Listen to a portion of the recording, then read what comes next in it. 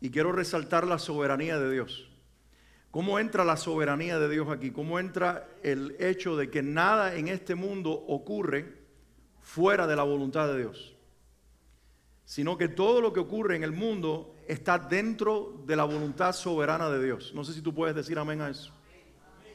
Pero lo que yo estoy diciendo con relación a la guerra que está sucediendo en el Medio Oriente, específicamente entre el grupo terrorista Hamas y los yihadistas palestinos, y ahora Hezbollah también, otro grupo en el norte, contra Israel, no es un acto producido por Dios. La soberanía de Dios no tiene que ver con que Él es el autor del mal. Pero no ocurre la decisión del mal, no se ejecuta, no comienza a operar el mal en la tierra si Dios no le da permiso. Y quizás la ilustración mejor es cuando Satanás le pide a Dios que le permita tocar a Job. Y no es hasta que Dios le dice, te doy permiso, que el diablo no pudo tocar a Job. De la misma manera, Dios le da permiso al enemigo de tocar a gente que para él tiene especial cuidado, como es la nación de Israel, porque es parte de un plan, es parte del plan soberano de Dios. Ellos acaban de celebrar la fiesta de Yom Kippur, es la fiesta de la expiación. Expiar es santificar, expiar es tomar a alguien que está en pecado y volverlo santo. Y en la Biblia nosotros explicamos esto al principio de estos estudios, que la fiesta de la expiación representaba el momento en que Dios comienza un trato especial con la nación de Israel para traerlos al Mesías que ellos negaron, que están esperando, pero que se llama Jesucristo. Entonces, todo tiene que ver con el plan de Dios. Y hay un versículo que yo mencionaba el domingo, que es 1 Tesalonicenses capítulo 5. La Biblia dice, Pablo allí por el Espíritu escribe estas palabras en los primeros 2-3 versículos de la carta. 1 Tesalonicenses 5 dice, y anota la cita si tienes allí tu libreta de notas.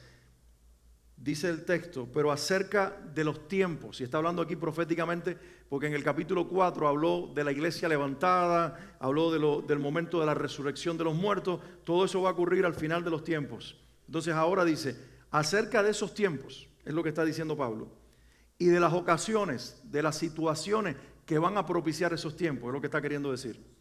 Ustedes no tienen necesidad, hermanos, de que yo les escriba. Es como que les está diciendo, esto que les voy a decir no es algo que es sorpresa para ustedes, porque los entrenamos para que ustedes tengan un entendimiento profético. Recuerden lo que yo les dije a ustedes cuando empezamos a estudiar estos temas, que la intención no era llenarlos de conocimiento, sino prepararlos para que tengamos entendimiento para vivir esos tiempos y para nosotros saber cómo responder. Y Pablo tenía esa misma mentalidad con respecto a la iglesia del primer siglo. Dice, yo no necesito hablarles de este tema ni escribirles de este tema.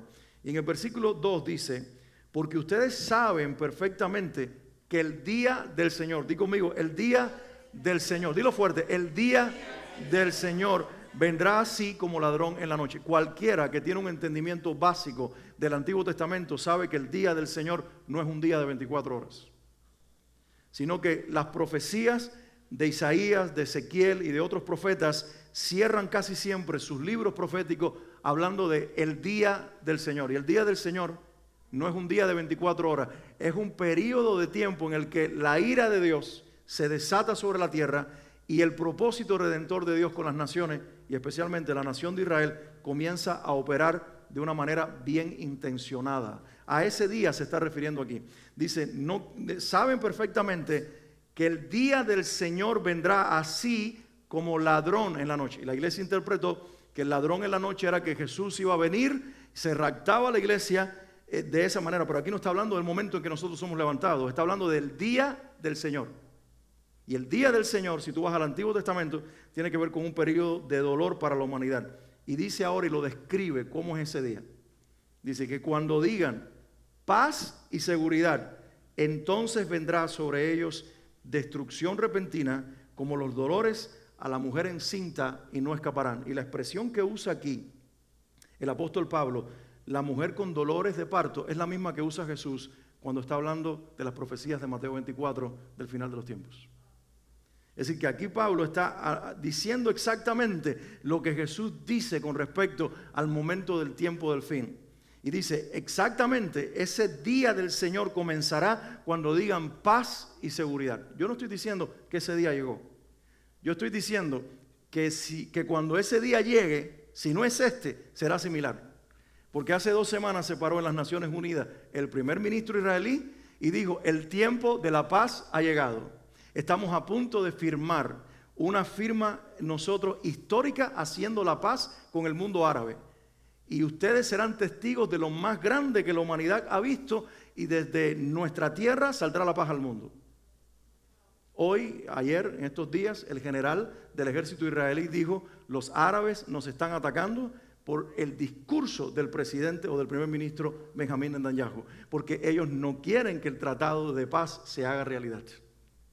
Y nosotros sabemos que eso es lo profetizado aquí en 1 Tesalonicenses 5:3. Cuando digan paz y seguridad, vendrá sobre ellos destrucción repentina. Yo creo que esta profecía habla específicamente de Israel, porque es esa guerra profetizada la que abrirá el espacio a un tratado de paz. No es que la paz viene y después el mundo vive en perfecta armonía y fueron felices para siempre, como las historias de Disney. No, no. Es que viene una guerra desastrosa, una intervención divina que destruye a los enemigos, que todavía no es, porque está profetizada como algo donde entran países europeos, donde entran muchos que todavía no han entrado en escena. Esto puede desatarlo, pero todavía no es. Y dice el Señor que cuando eso ocurra, entonces se levantará el que propone la paz. ¿Saben quién es? No es el Señor Jesús, es el anticristo.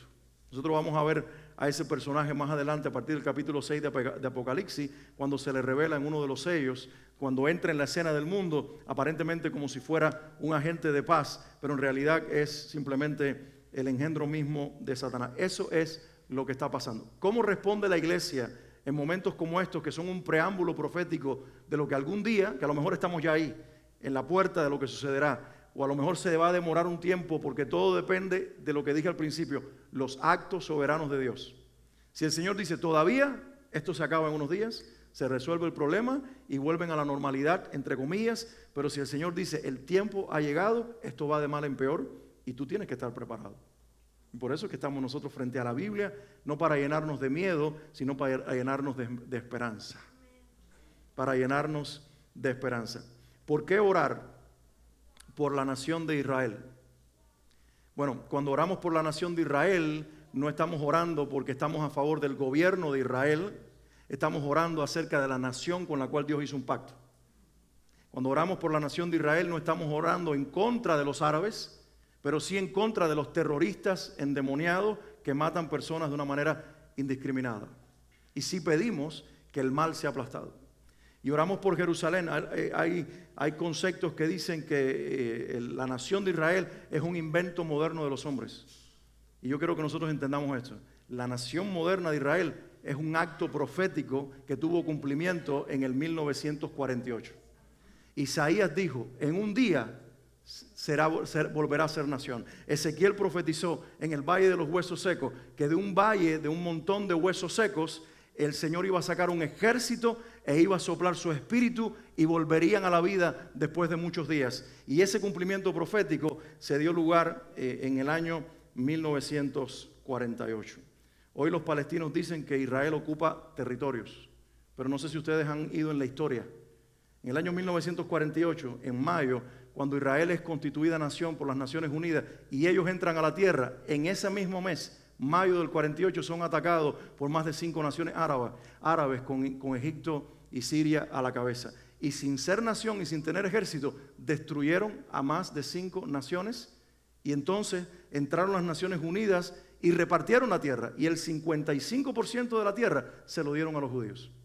Después, en el año 67, los vuelven a atacar en la llamada guerra de los 6 días, e Israel se queda con parte de los territorios. Y hace 50 años, 6 de octubre del año 73, la fiesta de Yom Kippur, los vuelven a atacar, e Israel vuelve a destruir a los enemigos árabes. Y cada vez que esto ocurre, Dios les entrega algo. Finalmente ellos conquistan Jerusalén, que no estaba en manos de los judíos, y parte del este de la ciudad vuelve a ser de los judíos. Yo le decía a Suanleo, yo tengo en mi corazón que cada vez que es atacado de esta manera, Israel conquista algo. Y lo único que la nación de Israel en este momento quiere conquistar es el monte del templo, donde hay una mezquita. Lo más posible que se les vaya un cohete ahora a los mismos árabes y ellos terminen destruyendo la mezquita. O de lo contrario, O de lo contrario, ese sea el lugar que Jesús dice en Apocalipsis al ángel, no lo midas, porque ese patio ha sido entregado a los gentiles. Y a lo mejor donde está la mezquita ahora, ya Jesús profetizó que en ese lugar habría un lugar de adoración que no sería Dios. Y que en la otra parte el templo sería construido. Lo más probable es que las presiones políticas den lugar a un templo construido en Jerusalén, y eso no es buena noticia. Porque eso no es un lugar para que nosotros vayamos a adorar, eso es un lugar que quiere el engendro de Satanás, el anticristo, para él sentarse y autotitularse como Dios. Así que ya les di un preámbulo de todo lo que está pasando y por qué orar. Para nosotros pedirle a Dios que traiga su paz sobre la tierra. Él nos pidió orar por la paz de Jerusalén, Él nos pidió pedir por la salvación de toda esta gente, pero con una mentalidad profética, porque eso lo que va a hacer es que Cristo venga y establezca su reino desde ese lugar, no para reinar solo una nación, sino todas las naciones de la tierra, y para ser el juez justo del mundo entero. Eso sí te debería arrancar un amén, un aleluya, un gloria a Dios, una alabanza, porque el Rey ya viene. Amén. Dale un fuerte aplauso al Señor. El Rey ya viene. Ok, vamos a entrar en el tema, voy a orar, pero antes quiero preguntarles, no sé si leyeron hoy o están familiarizados, está fresquita la lectura de Apocalipsis 2 y 3. ¿Se lo recuerdan más o menos el mensaje a las 7 iglesias que están ahí? Hoy voy a hablar acerca de esto. Y los que están en el chat de estas noches proféticas, yo les pedí leer el pasaje o escucharlos en el carro. ¿Por qué razón? Porque yo no voy a leerlo esta noche, sería demasiado largo.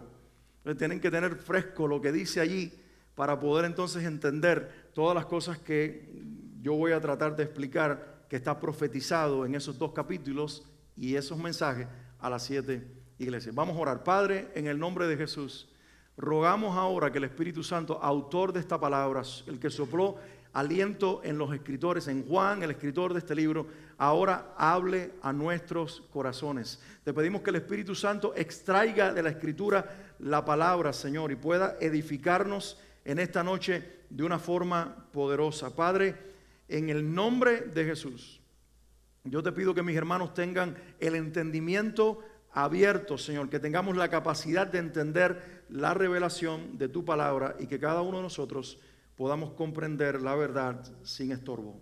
Reprende al enemigo de nuestras almas, que el enemigo no pueda robarnos la verdad, sino que cada uno de nosotros la podamos atesorar en nuestros corazones. Amén y amén. Si están tomando notas, estos son los 3 primeros o los 3 principales temas que en relación a estos mensajes a las 7 iglesias voy a hablar en esta noche. Número 1, primer tema, vamos a hablar acerca de la identidad de las 7 iglesias. ¿Quiénes son? Y también la identidad profética, lo que representan. Entonces el primer tema es eso, la identidad de las 7 iglesias. Lo segundo, si el tiempo nos alcanza, que vamos a ver en esta noche, son las repeticiones intencionales que aparecen en esos 2 capítulos. Hay varias palabras y varias frases que Juan repite a lo largo de los 2 capítulos y en cada uno o en varios de los mensajes dados a las iglesias. Y vamos a descubrir por qué es que son repetidas con tanta frecuencia. Y el tercer tema, el principal que vamos a ver en este estudio de estos 2 capítulos, es una secuencia cronológica, o debería decirlo de esta manera, es una secuencia profética y cronológica que está encerrada en ese mensaje a las 7 iglesias. ¿Ok? ¿Estamos ahí? Entonces, número 1, la identidad de las 7 iglesias. Eso es lo primero que vamos a ver en este momento. Cuando nosotros leemos el capítulo 2 y el capítulo 3, vemos que Juan dice, escribe, o el Señor le dice, o el ángel del Señor le dice a Juan, escríbele al ángel de la iglesia, y ahí comienza, que está en Éfeso. Escríbele al ángel de la iglesia que está en Esmirna. Escríbele al ángel de la iglesia que está en Pérgamo. Escríbele al ángel, y así continuamente va diciéndole, escríbele al ángel. Ángel no es en este caso un ser espiritual, sino que es el mensajero de la iglesia, posiblemente el pastor. Pero le está diciendo, escríbele a estas iglesias. Y estas iglesias son conocidas, por lo menos lo primero que tenemos que ver, es que son 7 iglesias que existían en los días de Juan. Ellos seguramente lo han escuchado otras veces. No son 7 iglesias simbólicas, son 7 iglesias en primer lugar que eran reales en los días de Juan. Entonces, estaban distribuidas de oeste a este en lo que hoy es día Turquía. En aquel tiempo era parte del Imperio Romano, Asia Menor. Así que al sur de Turquía se encuentra toda esa zona que en algún momento ocuparon estas 7 iglesias. Existieron en el primer tiempo, al final del primer siglo. Juan las conocía porque Juan se supone que era el apóstol que había quedado vivo y que él sobreveía o apostolaba, por decirlo de esta manera, las iglesias a las cuales el Señor les dirige este mensaje. Así que todo lo que se reconoce, no sé si ustedes toman nota, pero es muy importante que tomen nota para que les quede después. Todo lo que se reconoce y todo lo que se le demanda a estas iglesias está basado en situaciones reales. Por ejemplo, Éfeso. El Señor le dice a Éfeso: yo conozco todas tus obras y tu arduo trabajo. Es un reconocimiento. Era una iglesia que se esforzaba en trabajar. Pero tengo contra ti, ¿qué cosa? ¿Que has dejado qué? Tu primer amor. Aquí está el reconocimiento y aquí está la demanda o lo que el Señor tenía en contra de Éfeso. Tenía ese problema en aquel momento. Y así sucesivamente hay reconocimientos y hay demandas. ¿Cuántas iglesias son? 7. Pero curiosamente, hay reconocimiento y demanda para 5 iglesias, pero hay solamente reconocimiento para 2 iglesias. Es decir, hay 2 de las iglesias en este mensaje que el Señor da en este tiempo. Hay 2 de las iglesias que el Señor no le encontró ni una falta. Y eso es muy importante que nosotros lo tengamos en cuenta, ¿ok? Porque estas iglesias, aunque eran iglesias que existían en el primer siglo, además son un modelo para la iglesia en todos los tiempos. Es decir, ahora mismo hay iglesias en el mundo que son como la iglesia de Éfeso. Tiene obras, pero perdió ¿qué cosa? El primer amor. Tenemos que nosotros examinarnos. No vaya a ser que nosotros nos quedemos con las obras y hayamos perdido el primer amor. Que por cierto, yo escucho mucho a los cristianos que dicen: cuando yo estaba en mi primer amor, como si el primer amor fuera una etapa.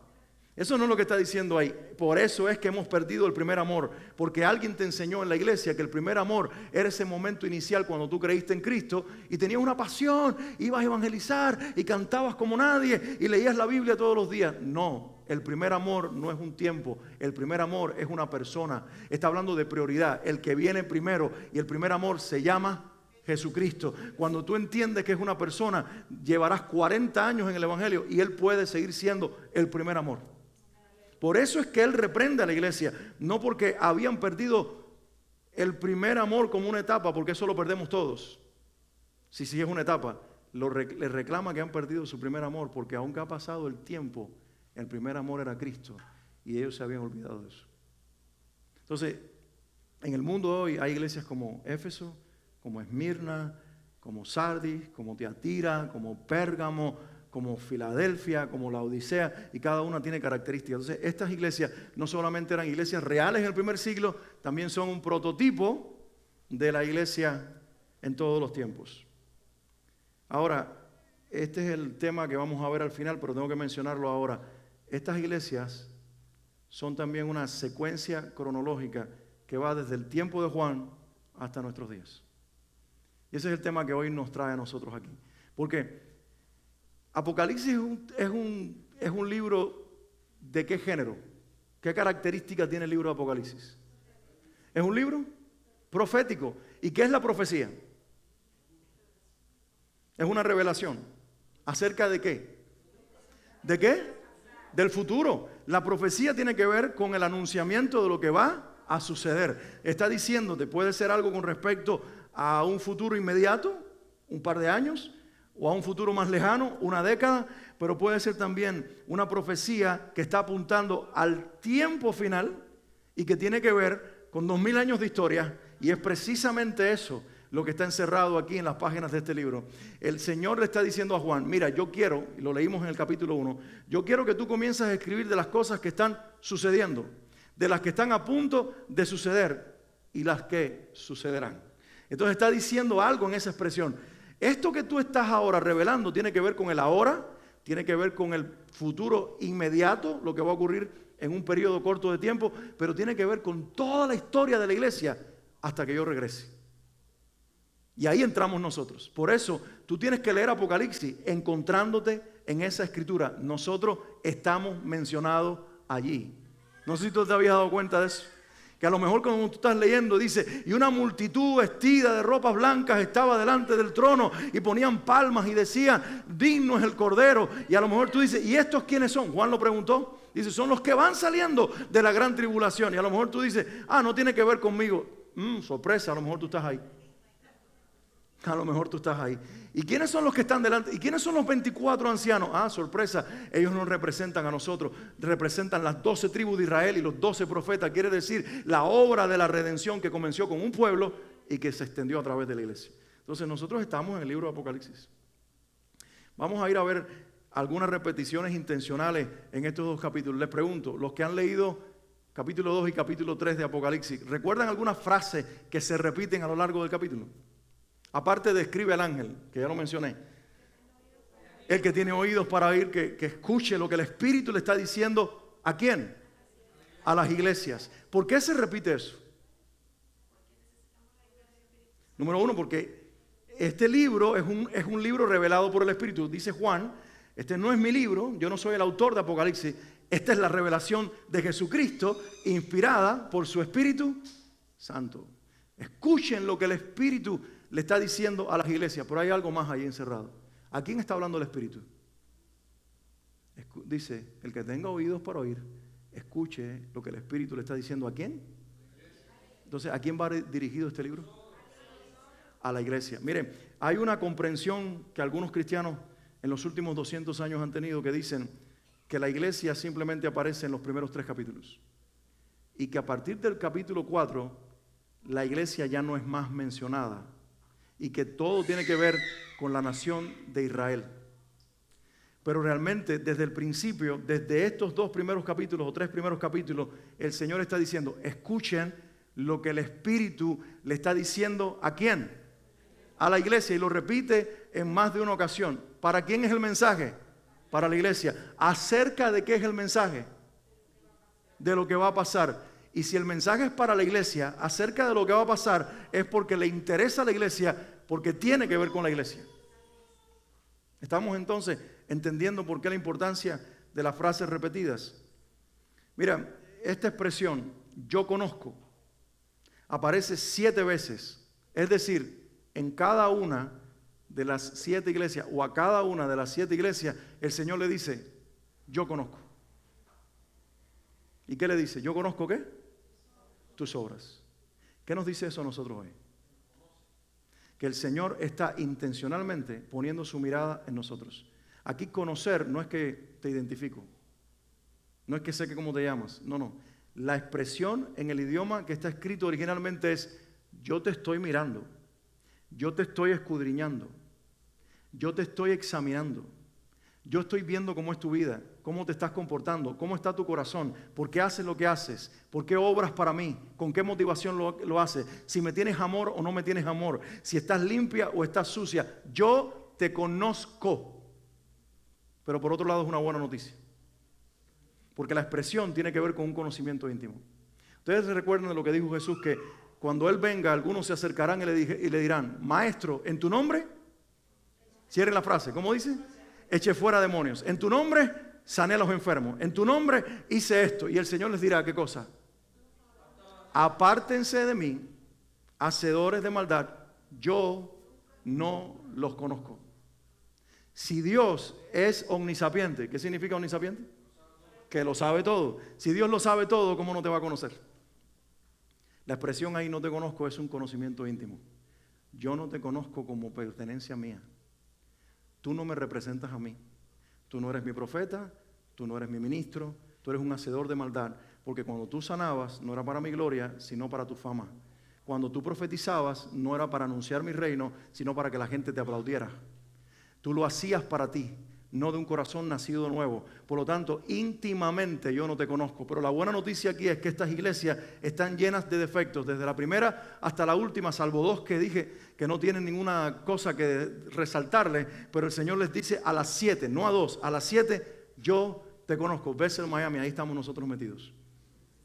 Iglesia de Cristo, ahí estamos todos nosotros. Y el Señor, si somos de Cristo, si somos iglesia del Señor, Él nos dice, yo te conozco, te estoy mirando, te estoy examinando, sé todo tuyo, lo bien y lo que no está bien, lo bueno y lo malo, pero tengo para ti un mensaje positivo y de amor. Yo te conozco íntimamente, tengo una relación contigo, yo no te voy a desechar, eres mi especial tesoro, eres mi iglesia amada, eres mi novia y vengo pronto a casarme contigo. Yo te conozco. Entonces, con esa mentalidad vamos a leer el libro a pesar de todos los juicios, porque es la declaración de amor del Señor a su pueblo, de que Él nos ama, y por amor va a hacer todo lo que va a hacer a lo largo del final de los tiempos. Hay una palabra que se relaciona con un grupo de personas que al menos se menciona 2 veces, y seguramente ustedes la van a reconocer. El Señor menciona a través de Juan en el mensaje a las iglesias, por lo menos en 2 ocasiones, a estas personas. Se llaman los nicolaitas. ¿Lo recuerdan? O sea, ahí tienes a los que enseñan lo que los nicolaitas están promoviendo. Ahí están los que son de la doctrina de los nicolaitas. En Éfeso ellos solo tenían obras. Dice, tú rechazas, tú casi que odias las obras de los nicolaitas.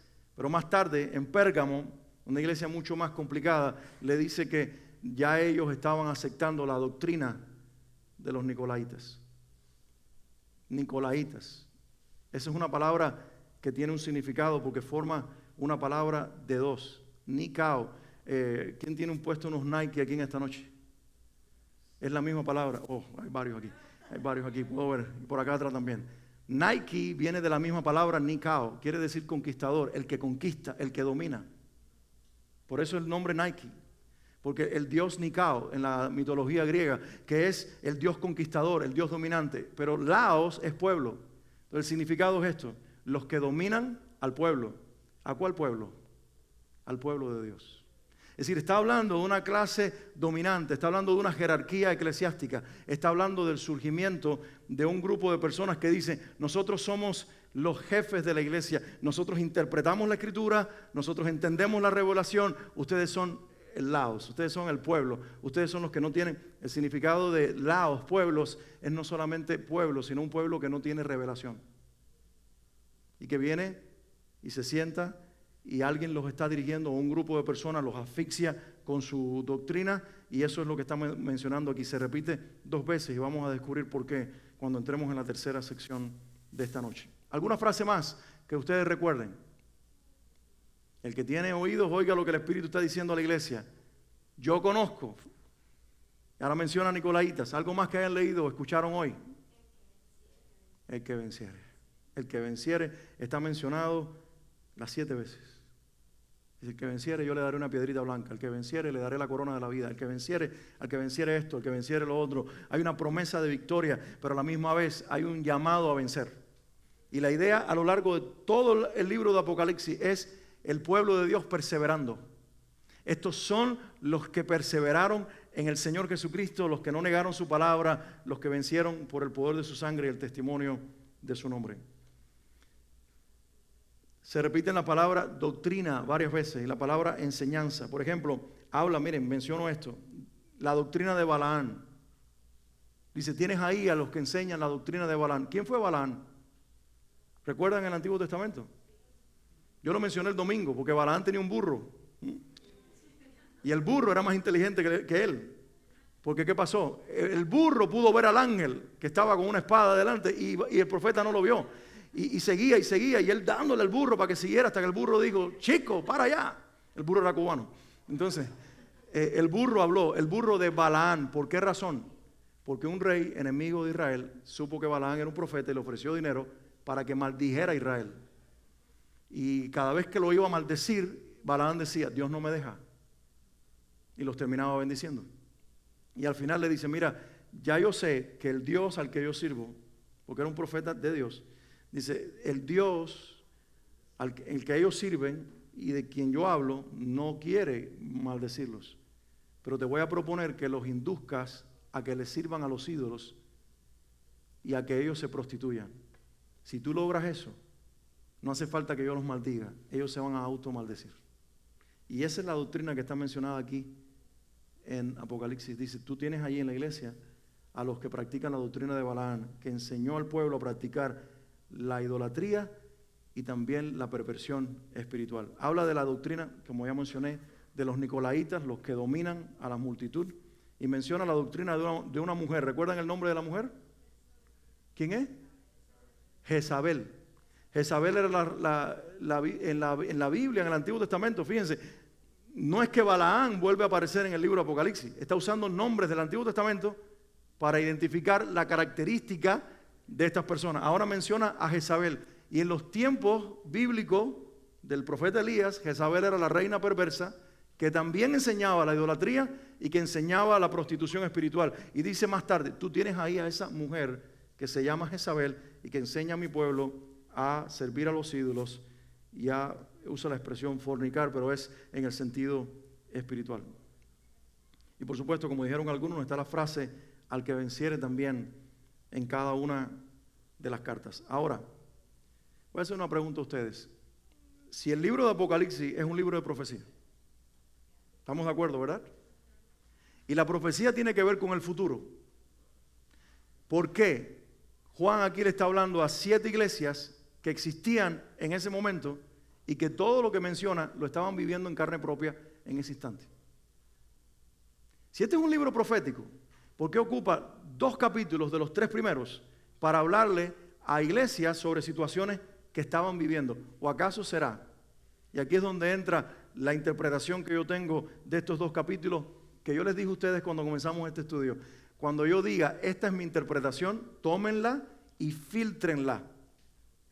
¿Por qué? Porque una cosa es lo que el Señor dice literalmente y una cosa es lo que interpretamos. Pero yo tengo que ser muy claro en decirles a ustedes, cuando yo leo el Apocalipsis y leo el capítulo 2 y el capítulo 3, que el Señor está hablando a las iglesias, no solamente veo el mensaje a 7 iglesias que ya pasaron, porque eso es historia, y la historia nos da conocimiento, pero no tiene aplicación. No solamente veo cómo yo me puedo ver en esas 7 iglesias y encontrar mi aplicación personal o la aplicación para nosotros de cómo tratar con nuestros pecados como iglesia o personales, sino que también veo algo más, y esto es lo que más importante yo quiero hoy enfatizar. Yo veo una cronología de la historia de la iglesia desde el siglo I hasta que Cristo abra los cielos y comience el final de los tiempos.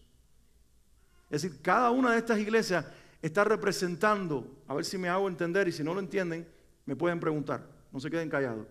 Cada una de estas iglesias está representando un periodo de la historia de la iglesia hasta llegar a nuestros días. No son solamente 7 iglesias reales, que lo eran, y no son solamente un símbolo de las que estamos viviendo ahora, son cada una representación de la historia de la iglesia y encaja perfectamente. Por ejemplo, la primera iglesia es Éfeso. Y cuando habla de la iglesia de Éfeso, quizás ahora sí pueden abrir la Biblia un momentito, porque vale la pena que vayamos ahí rapidito y veamos algunas cosas que menciona en el pasaje. Apocalipsis capítulo 2.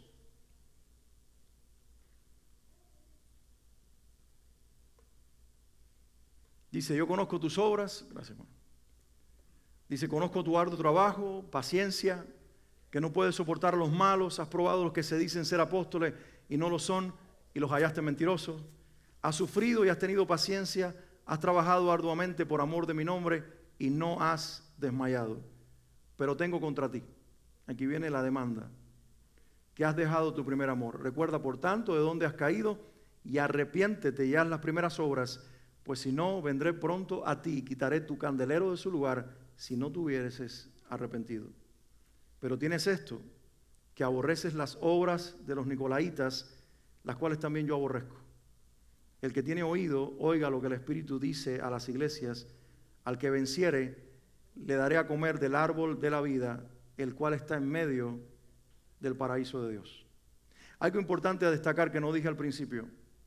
Si nosotros leemos el capítulo 1, en la revelación de Él como Rey, Jesús, Él va diciendo cosas de su persona.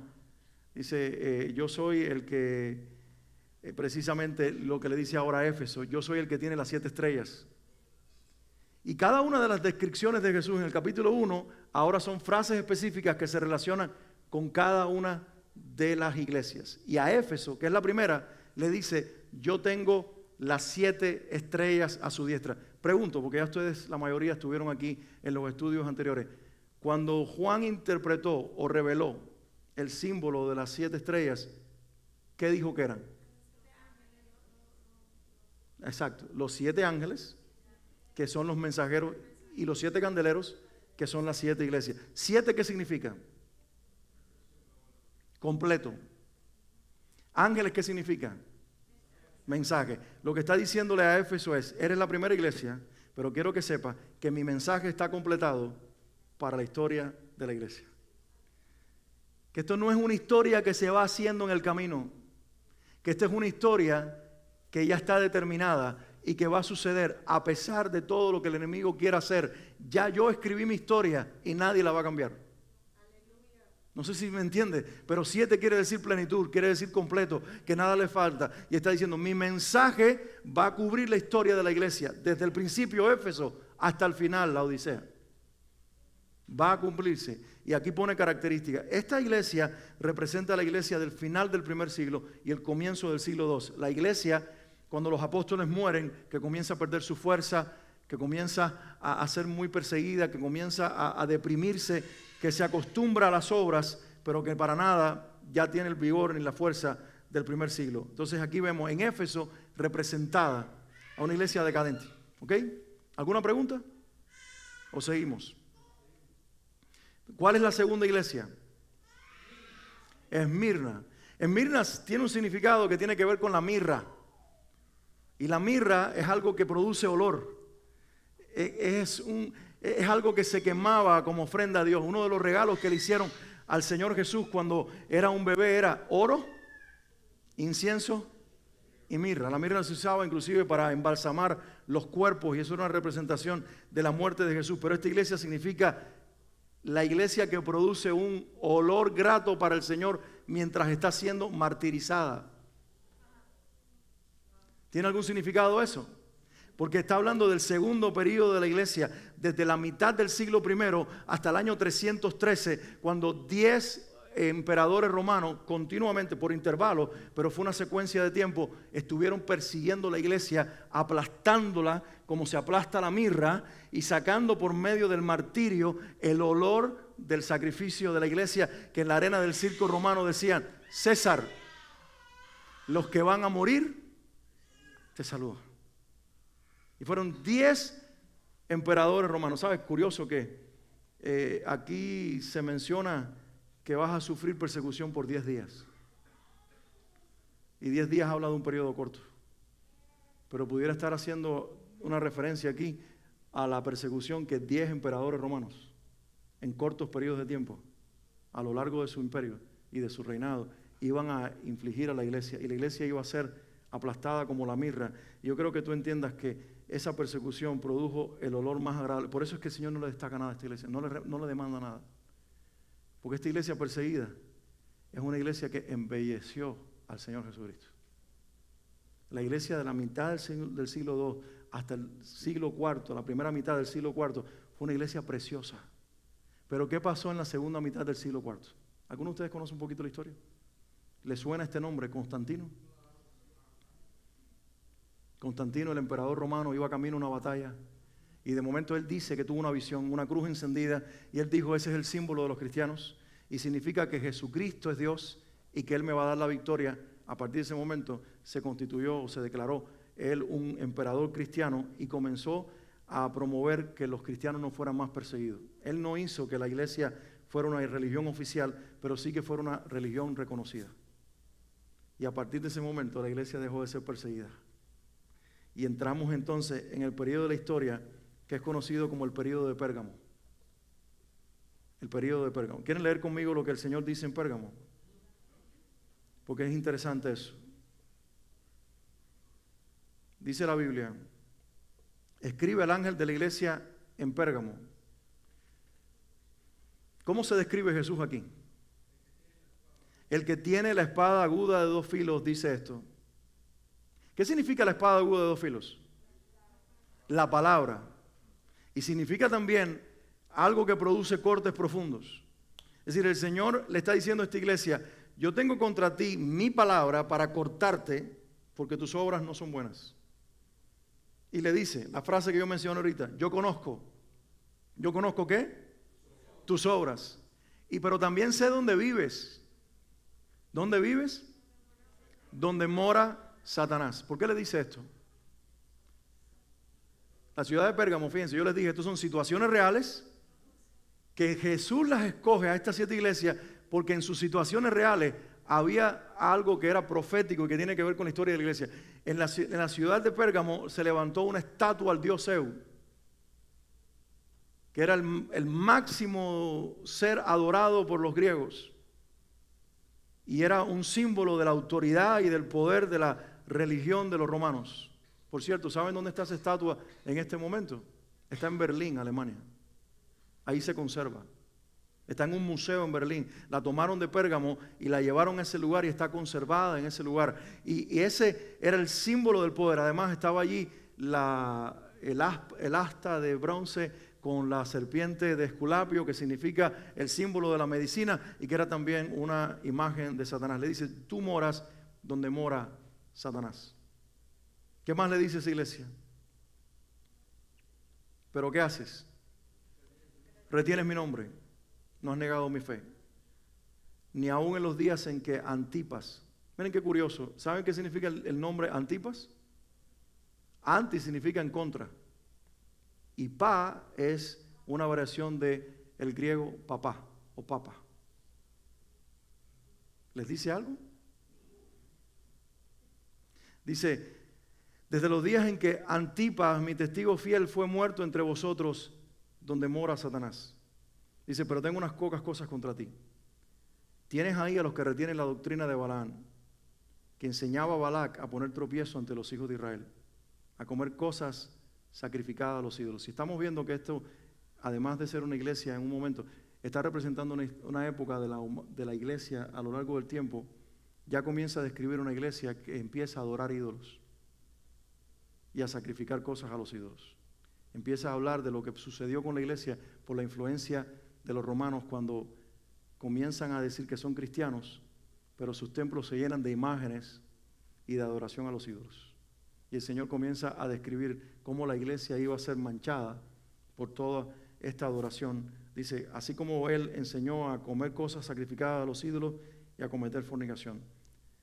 Y también tienes allí a los que retienen la doctrina de los nicolaitas. Es decir, los que ahora son una jerarquía eclesiástica, ya ellos están dentro de esa iglesia y yo los aborrezco. Por lo tanto, arrepiéntete, pues si no vendré a ti pronto y pelearé contra ellos con la espada de mi boca. El que tiene oído, oiga lo que el Espíritu dice a las iglesias. Al que venciere daré a comer del maná escondido y le daré una piedrecita blanca, y en la piedrecita escrito un nombre nuevo, el cual ninguno conoce sino aquel que lo recibe. Qué precioso y esto es algo que muchas veces pasamos por alto, pero tu nombre en los cielos no es el mismo en la tierra. El Señor te asignó un nombre y ese nombre tiene que ver con tu redención. Tiene un significado de lo que Cristo hizo por ti específicamente que a nadie más supera, ¿verdad? Entonces, esta iglesia, Pérgamo, significa ese periodo en la historia que duró siglos, en que la iglesia se volvió una iglesia idólatra, una iglesia que exaltó los ídolos, una iglesia que sacrificó a los ídolos, una iglesia que mezcló la adoración a Cristo con la adoración falsa. Y a través de los siglos eso se volvió parte de la experiencia del cristianismo. Y lo digo entre comillas porque ya fue un cristianismo prostituido. La siguiente carta es la carta a Tiatira. Y también significa un periodo de la historia en el cual la iglesia está dañada y comienza a prostituirse. La leemos un momentito por arribita para ver las características de esta iglesia. La iglesia de Tiatira dice, escribe al ángel de la iglesia en Tiatira, el Hijo de Dios, como habla aquí, el que tiene ojos como llama de fuego, pies semejantes al bronce bruñido, dice esto, conozco tus obras, tu amor, fe y servicio y tu paciencia y que tus obras postreras son más que las primeras. Pero tengo unas pocas cosas contra ti, que toleras que esa mujer, Jezabel, que se dice profetiza, enseñe y seduzca a mis siervos a fornicar y a comer cosas sacrificadas a los ídolos. Hermanos, entiendan un momentito. Muchas veces en el Nuevo Testamento, Juan usó esto en su carta cuando dice, saluden a la señora escogida, hablando de una mujer. Él siempre, y es el mismo Juan ahora el que usa esta imagen, cuando habla de una mujer, está hablando muchas veces de la iglesia. Entonces aquí posiblemente cuando él dice, tienes ahí a Jezabel, está hablando ya de un prototipo de iglesia. Que tiene las mismas características de aquella mujer del Antiguo Testamento. Entonces nosotros hoy en la iglesia se reprende al espíritu de Jezabel. No sé si ustedes han escuchado eso. Como una operación demoníaca que opera creando todo un tipo de confusión. Pero Juan aquí no lo está describiendo como un espíritu, lo está describiendo como un tipo de iglesia. Y está hablando de una iglesia idólatra, de una iglesia que no adora a Cristo, una iglesia que profetiza, que enseña y que seduce a los siervos a sacrificar a los ídolos. Y eso habla de un periodo de daño y de prostitución en la iglesia donde se afecta a todo. Miren el significado del nombre de esta iglesia, Tiatira. Se los voy a compartir a continuación para que ustedes vean lo que significa. Dice, Tiatira significa su olor agradable y representa a la iglesia que ha permitido inmoralidad sexual en su congregación. Aunque significa olor agradable, es un significado un poco irónico, porque lo que está diciendo es, aparentemente hueles bien, aparentemente tienes poder, aparentemente estás haciendo las cosas bien y estás adorando a Cristo, pero todo es una fachada. Tu olor no es agradable. Tu olor en realidad es desagradable. ¿Ok? Y luego menciona la siguiente iglesia. ¿Cuál es? La iglesia de Sardis. Y le dice esto a la iglesia de Sardis, el Señor. Vamos a leerlo un momentico. Espérense que lo estoy buscando aquí. Y aquí lo tengo, dice, escribe al ángel de la iglesia en Sardis, el que tiene los 7 espíritus de Dios y las 7 estrellas, dice esto. ¿Qué le dice el Señor? ¿Conozco qué? Tus obras. Que tienes nombre de que vives y estás muerto. Sé vigilante y afirma las otras cosas que están para morir, porque no he hallado tus obras perfectas delante de Dios.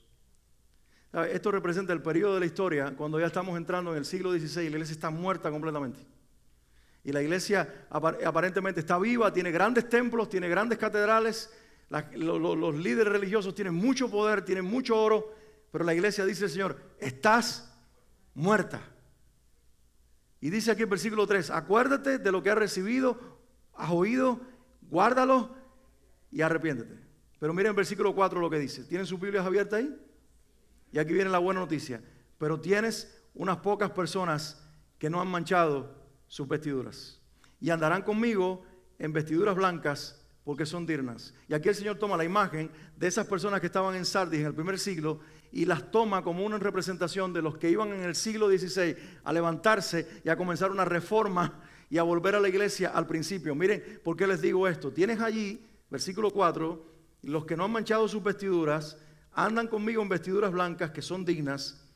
El que venciere será vestido de vestiduras blancas y no borraré su nombre del libro de la vida. Confesaré su nombre delante de mi Padre y delante de sus ángeles. Pero si leemos arriba, dice, voy a encontrar la frase específicamente, dice, acuérdate de lo que has recibido, oído y guárdalo y arrepiéntete. Y sabrás a qué hora vendré sobre ti. Hay una versión, que no es esta que estoy leyendo ahora porque esta es la del 60, que dice, vuelve a las obras del principio. Cuando dice arrepiéntete y comienza de nuevo, le está diciendo vuelve a las obras del principio. ¿Saben qué significa la palabra reforma? Volver a la forma inicial. Reformar es aparentemente tomar una nueva forma, pero en el caso de la reforma dentro de la iglesia no es darle una nueva forma a la iglesia, es devolverla al diseño original.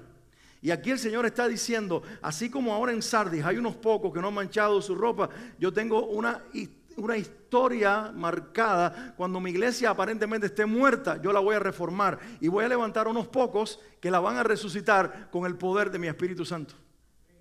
Y eso quiere, mire, esto es un mensaje para la iglesia en todos los tiempos, pero también nos está hablando de que el Señor ya sabía lo que iba a pasar con su iglesia, pero también tenía preparado a quienes iban a reformar la iglesia. A través del tiempo hubo focos de reforma.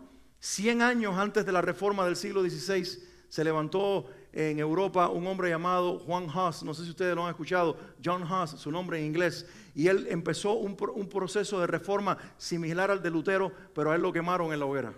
Y estas fueron sus palabras cuando lo estaban quemando. Hoy me queman a mí, Hus significa ganso, y él dice, hoy me queman a mí, pero en 100 años, y ahí hizo la profecía, se levantará un cisne y no podrán contra él. Y el nombre Lutero significa eso.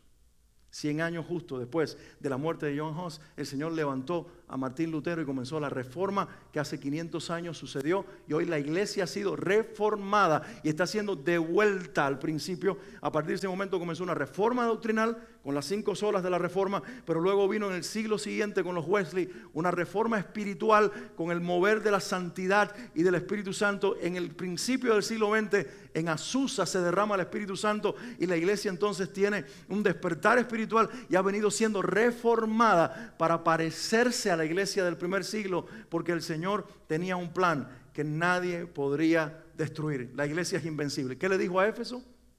Yo soy el que tiene las 7 estrellas. Mi mensaje está completado, aunque en el camino parezca que mi iglesia se está muriendo, jamás dejará de ser. Porque yo te digo, Pedro, Mateo 16, que sobre esta roca edificaré mi iglesia y las puertas de la muerte no prevalecerán contra ella. Aunque aparentemente se murió, mi espíritu la resucitará y la volverá a la vida una y otra vez a través del tiempo.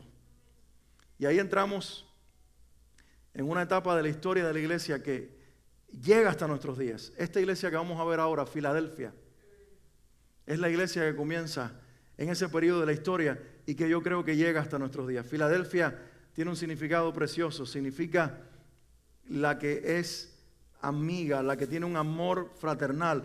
Creo que esta iglesia representa en primer lugar a una iglesia que es amiga de Dios, pero que a la misma vez, porque es amiga de Dios, tiene un lazo de amistad espiritual unos con otros. Filadelfia representa a una iglesia que, aunque aparentemente es pobre y pequeña, es poderosa delante del Señor. La leemos un momentito. Si ustedes tienen la Biblia ahí, pueden leerla conmigo. Dice, escribe al ángel de la iglesia en Filadelfia. Y a mí me encantaría que nosotros fuéramos una iglesia como Filadelfia. Yo no quiero ser una iglesia como la Odisea. Yo no quiero ser una iglesia como Sardis. Yo no quiero ser una iglesia como Pérgamo. Yo quiero ser una iglesia como Filadelfia. Dice, escribe al ángel de la iglesia en Filadelfia. Y esto dice, el santo y el verdadero. Y ahora dice, el que tiene la llave de David. El que abre y ninguno cierra. Y cierra y ninguno abre. Y esto es una promesa para esta iglesia. Y te vas a dar cuenta por qué. Porque le dice, yo conozco tus obras. Y aquí he puesto delante de ti una puerta abierta, la cual nadie puede cerrar.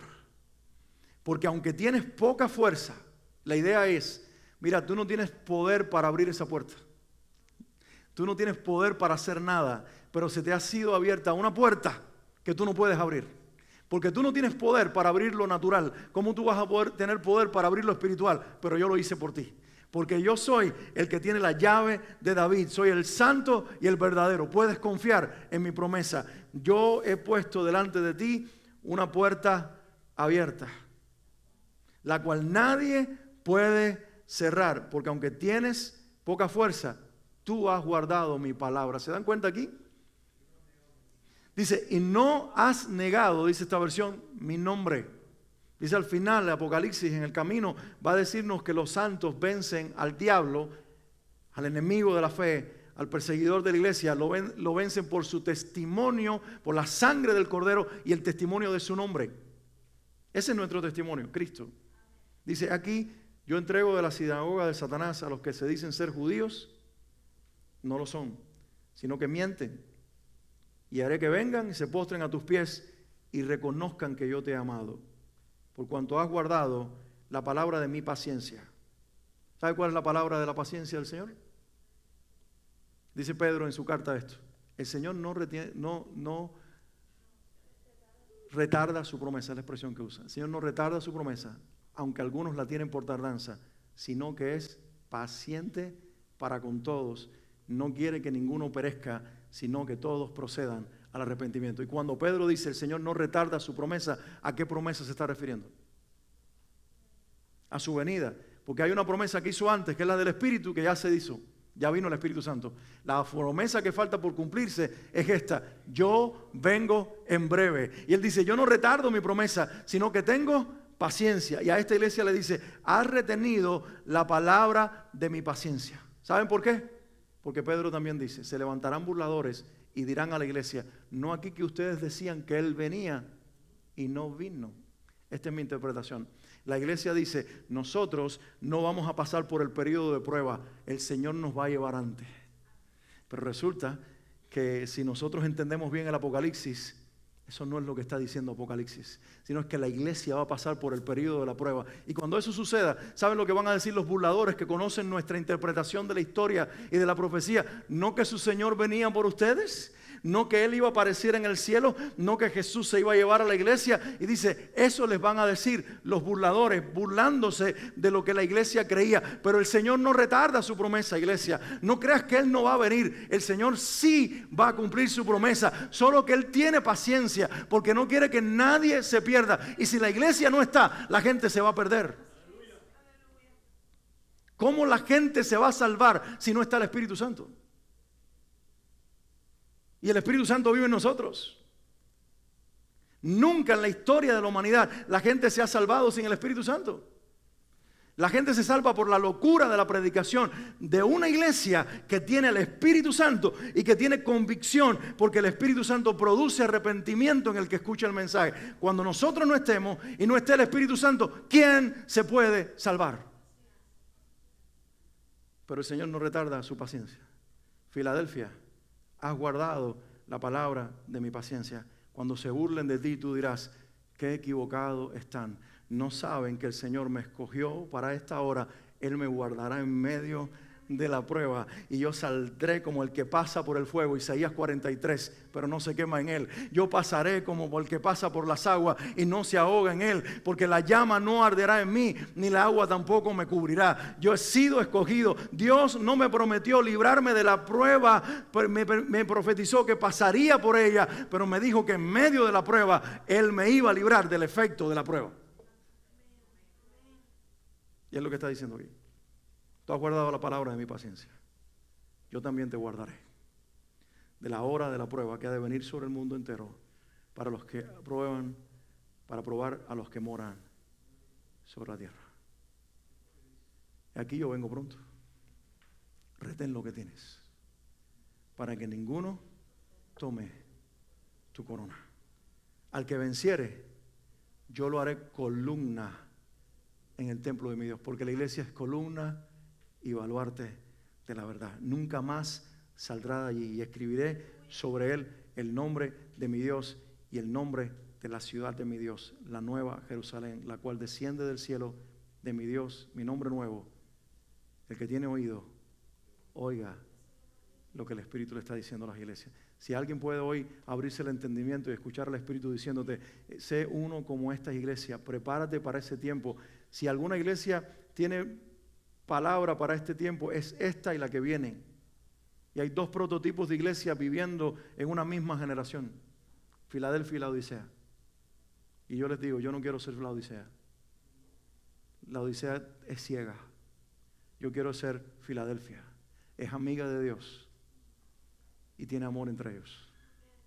Guarda la palabra de la paciencia, y aunque aparentemente tiene poca fuerza, la puerta del cielo ha sido abierta de par en par para ella, porque el que tiene la llave la abrió y nadie la puede cerrar. Juan, en el capítulo que viene 4, va a ver una puerta en el cielo abierta y alguien que le dice, sube acá. Y él nos representa a nosotros teniendo acceso al cielo y teniendo nosotros la capacidad de entender lo que los demás no están entendiendo. La última iglesia, la Odisea. Miren lo que significa el nombre la Odisea.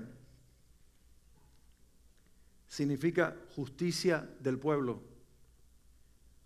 O también lo siguiente, justicia propia, autojusticia.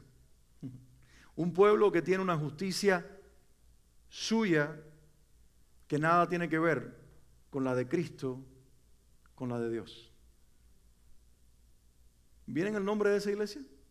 Lao es pueblo y el completo del nombre significa justicia del pueblo. Pero el significado encerrado ahí es autojusticia. Yo creo que soy justa, yo creo que estoy bien, yo creo que no me falta nada, yo creo que tengo la revelación, yo creo que tengo comunión con el Señor, pero el Señor dice, no, esa es tu opinión, esa es tu propia justicia, yo te veo muy diferente.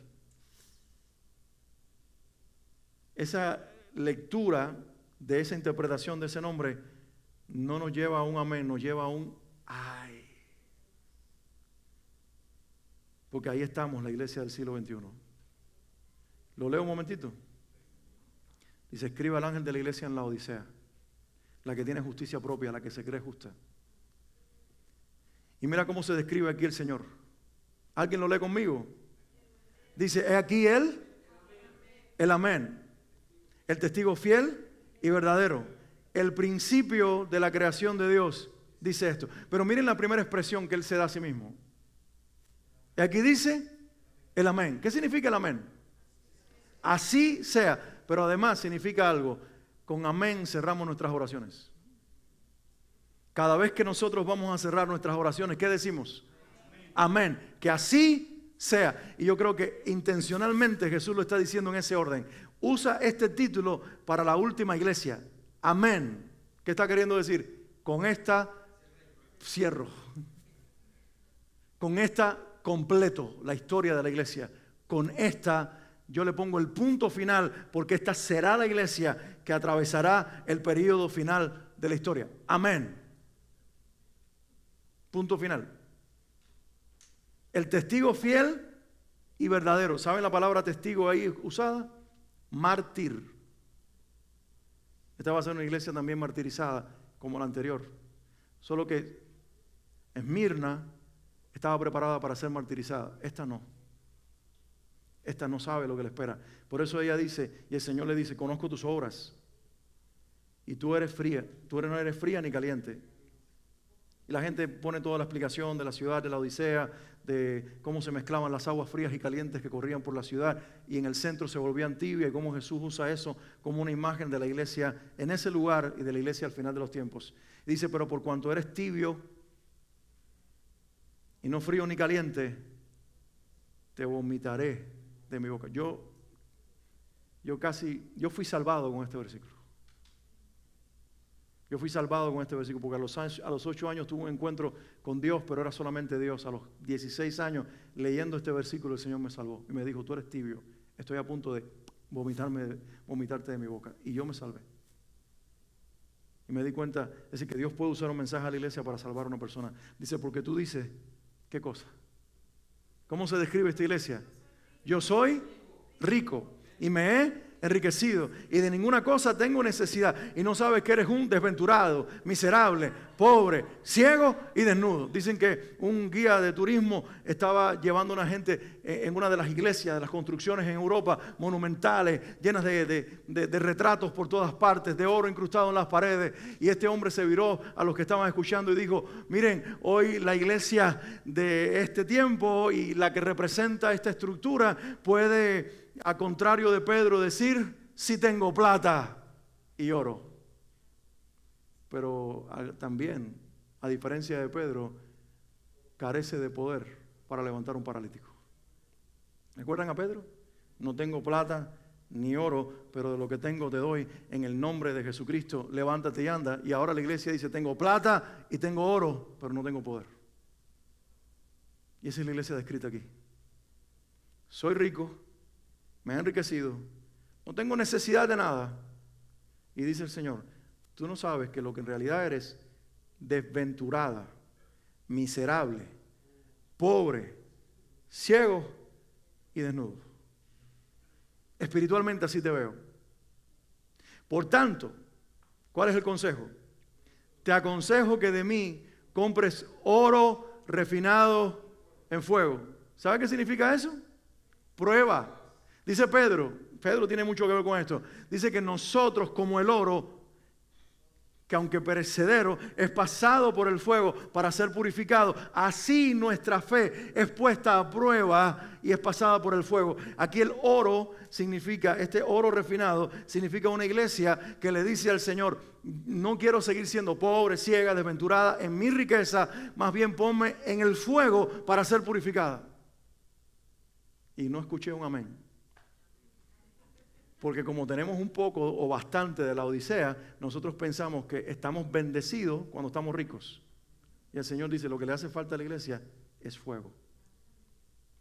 Y Pedro dice: porque si el fuego no comienza por la casa de Dios, ¿qué dejaremos para los demás?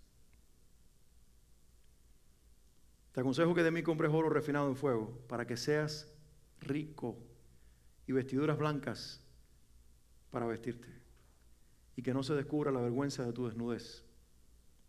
Unge tus ojos con colirio. ¿Sabes qué significa eso? El único colirio que unge los ojos, y está hablando aquí de una medicina que a una vista dañada le permite ver. ¿Sabes qué es lo que hace que la iglesia pueda ver? El colirio que unge nuestros ojos y nos permite ver espiritualmente: el arrepentimiento. Cuando una iglesia se humilla y una iglesia se arrepiente, comienza a ver. Cuando una iglesia le dice: Señor, he pecado, me creía más grande de lo que era, hablaba de un poder que no tenía, estaba pensando que yo no era nada, Señor, me arrepiento, estoy poniendo colirio en mis ojos, y en ese momento comienzo a ver espiritualmente, y el Señor comienza a devolverme lo que perdí, la autoridad, la unción, y comienzo a hacer la iglesia que Él formó en el primer siglo. Una reforma, un volver al principio, un volver al inicio. ¿Alguien debería decir? Amén. ¿Cuántos se atreven a decirle al Señor: unge mis ojos con colirio? Dale permiso al Espíritu Santo para que te lleve al arrepentimiento. Dice: para que veas. Yo reprendo y castigo a todos los que amo. Sé pues celoso y arrepiéntete. Pero me encanta esto. La sacude, pero mira lo que le dice a esta iglesia. Escucha esto, escucha esto. He aquí, esta es la iglesia del tiempo del fin por una razón. Mira lo que le dice. Yo estoy ¿dónde? A la puerta y llamo. Esto no es un mensaje para arrepentimiento, para inconversos, es un mensaje para la iglesia. Y vamos a terminar con esto. Dice: yo estoy a la puerta y llamo. El Señor nos está diciendo a la iglesia de nuestra generación: yo estoy tocando y yo estoy llamando. Y si alguno oye mi voz y abre la puerta, ¿qué va a pasar? Yo entraré a Él, cenaré con Él y Él conmigo. ¿Qué va a pasar cuando la iglesia es arrebatada? En el momento final, cuando está cayendo el último juicio sobre la tierra, antes de que Él descienda para establecer su reino, ¿sabes qué dice que va a ocurrir en los cielos? Él va a cenar con la iglesia y va a ocurrir algo que profetizó Cristo: las bodas del Cordero. Lo va a tener con su iglesia. ¿Y qué le está diciendo Él a esta iglesia? Te estoy tocando la puerta, y cuando tú abras la puerta, yo voy a entrar y voy a cenar contigo. Vamos a celebrar la fiesta profetizada. Vamos a celebrar el casamiento mío contigo, iglesia. Cenaré contigo y tú conmigo. Y esto habla de intimidad. Y al que venciere, le daré que se siente conmigo en mi trono, así como yo he vencido. Me he sentado con mi Padre en su trono. Al que tiene oído, oiga lo que el Espíritu dice a las iglesias. Por eso, cuando tú empieces a leer el resto del libro, y sobre todo el capítulo que viene después, los 2 capítulos que vienen después, van a aparecer 24 tronos alrededor del trono, que representa a la iglesia y redimida sentada donde está el Señor. Porque el Señor en Apocalipsis, como dice en inglés, es un back and forth, es un ir y venir.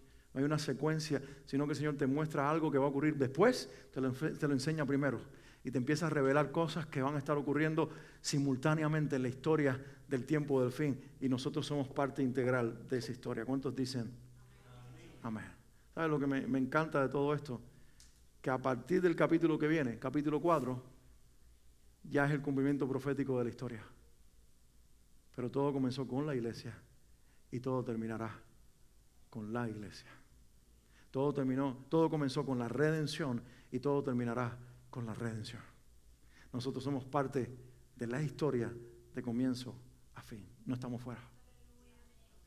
Yo creo que te pongas de pie un momentito, y si algo provocaría en nosotros en esta noche este estudio, que sea una gratitud al Señor, porque aún en este último mensaje que tanto nosotros nos vemos representados aquí, la iglesia de la Odisea, aún en esta reprensión a esta iglesia que está ciega y es pobre, desventurada, desnuda, miserable, el Señor al final le dice: pero yo estoy tocando a tu puerta porque con todos los pecados que tienes, yo te amo. Y vengo a ofrecerte ropas limpias y a ungir tus ojos para que vuelvas a ver. Porque yo quiero prepararte, porque dice la palabra que la esposa de Cristo, Él, su esposo, la está santificando para quitarle toda arruga, para quitarle toda mancha, para presentársela a sí mismo como una novia ataviada, preparada para el Señor. Ya estaba profetizando el Señor que la iglesia se iba a arrugar y se iba a ensuciar, pero que Él iba en un momento determinado de la historia, por los procesos de juicio, iba a comenzar a limpiar la iglesia, a santificar la iglesia, a quitarle las arrugas de las manchas y a prepararla para sentarla a su mesa y comer con Él. ¿Cuántos disfrutan eso y dicen: Señor, gracias por esa expectativa que genera el Espíritu Santo de ese momento que puede ocurrir en el futuro cercano y que va a ocurrir en algún día y que tú y yo estaremos ahí? Los muertos en Cristo, cuando resuciten, se van a sentar en esa misma mesa.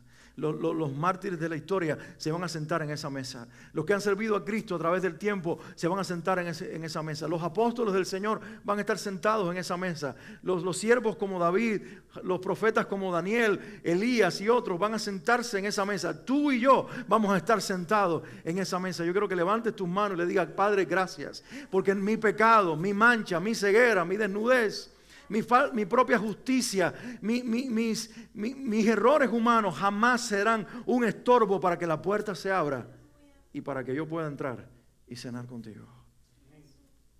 El fiel y verdadero, el que tiene las 7 estrellas y los 7 candeleros, el que completó el mensaje de la historia y que es el dueño de la iglesia.